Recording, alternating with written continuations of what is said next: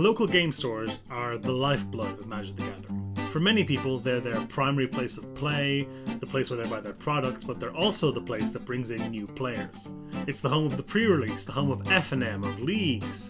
It's at the heart of the paper Magic experience. With these things in mind, it's important to consider both from the point of view of, say, a store owner, but also from the point of view of someone looking to settle down in an LGS, what makes an LGS a good LGS? I'm Denis from Windmill Slam, and these are the top 5 things most important to an LGS. Atmosphere might sound a little bit like the general vibe of the shop, but it's much more functional than that. Clean seats, good lighting, comfortable chairs, plenty of play space, all of these things contribute to a positive player experience. I went to an LGS 2 weeks ago where we drafted in a back room under a bare light bulb and with no chairs. I'm really passionate about Magic and I love playing it, but the joy of drafting can only get you so far. If people are going to be sitting in your store for hours and hours on end at your events, it's really important to try to keep them as comfortable as possible. Having a clean, inviting, and welcoming looking store also goes a long way towards attracting new players, which is important for a ton of reasons. Having a consistent, predictable schedule is key to building a dedicated player base. Be it draft on Fridays, standard on Thursdays, board games on Wednesdays, or whatever, if your players know what events are on and what nights, they'll be able to build their calendars around them. Where I play, F&M is usually 85% the same people week to week. You see the same people over and over again, and you get to know them, you get to build a sense of community. As important as schedule is, though, it's also important to deviate from this a little bit once in a while. Having a Commander tournament on a Saturday or a random two-headed giant event every once in a while helps to spice things up a little bit and keep the spark going. It'll soon become apparent what this particular player base is interested in, but experimenting a little bit is important too.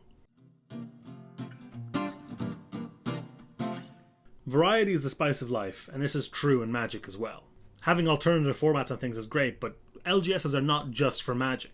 It was at my LGS that I first got into board games. Draft doesn't fire for half an hour, great, let's play Coup or Codenames or Sheriff of Nottingham. It's broadened my horizons as a gamer to no end, and if you're looking for a game that also happens to be published by Wizards of the Coast, look no further than Betrayal at House on the Hill, which is easily one of my favorites. Friends of mine have picked up other card games too, just from seeing people sitting at tables next to them playing them. Be it Pokemon or Yu-Gi-Oh! Or Force of Will, if you're a fan of Magic, it's pretty likely that one of these games has something to offer to you as well. Don't be afraid to stray out of your comfort zone a little bit and try new things, and your LGS is a great place to do that.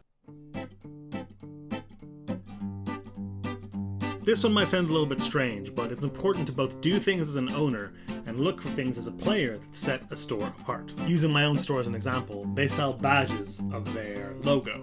Now, of course, you can buy one and put it on your shirt or on your bag or whatever, but you can also win one by beating the judge in the store in a game.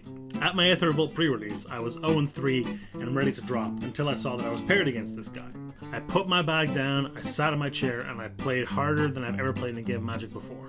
That might have something to do with the fact that my best competitive finish in Magic is 1314th at GP London. But boy oh boy did I hold that badge high and proud when I won it. Sure, I could have just gone and bought the badge and it wouldn't have been expensive, but winning it and the story I got out of it and the fun I had in playing that game is priceless. Another store in Ireland called Dungeons and Donuts has, as you might expect, a whole plethora of in-store made geek donuts. From things like Circular Protection Jam to Fairy's Chocolate Orange, and even a Windmill Jam donut, which I'll admit I'm a little bit biased about. Having this sort of fun thing to set yourself apart is really important. Now, not every store can have custom donuts, but having something that keeps things fun and light is important when we all go there to play games, and playing games is about having fun. I cannot express how important community is. In every single discussion about what makes an LGS a good LGS, community is always top of the list. And this makes sense. Paper Magic is an inherently social game, so fostering a community that is welcoming and enjoyable to be around will keep people coming back for more. This means a few things. It means a non-toxic environment. It means an environment that's friendly towards new players. It means an environment that has a healthy level of competition. But most important of all, it means no feelings of exclusion. A new player coming into a store can be like a kid in a high school movie in the cafeteria. There's the guys playing Commander over there, there's the guys drafting over there, there's some guys playing Yu-Gi-Oh! Over here, and it's hard to see where you might fit in. Breaking down those cliques is important. If someone new comes into the store, be encouraging, be helpful, but don't be condescending. Everyone that is there to have fun. I'll finish off with another anecdote from my own store. 8 months ago, a guy came to draft having never touched a Magic card before. We were all nice to him, I helped him out, I took a look at his deck as he was building it and gave him some advice, and at the end of the whole thing, I gave him all the cards I drafted. His name is Alan, and he made day 2 of GP Prague last weekend. And he's also bought more boxes of Eternal Masters from our local store than can be considered financially responsible. While now he laughs at the fact that I essentially offloaded some draft chaff onto him, at the time it meant a lot and it made him feel included. And the world is full of Alans looking for a store to play in. What's your favourite thing about your local game store and what do you think sets it apart? Or what's an experience you had at a game store that meant you never came back? Please let us know in the comments below, and until next time, I've been Denis from Windmill Slam, and I'll see you all soon.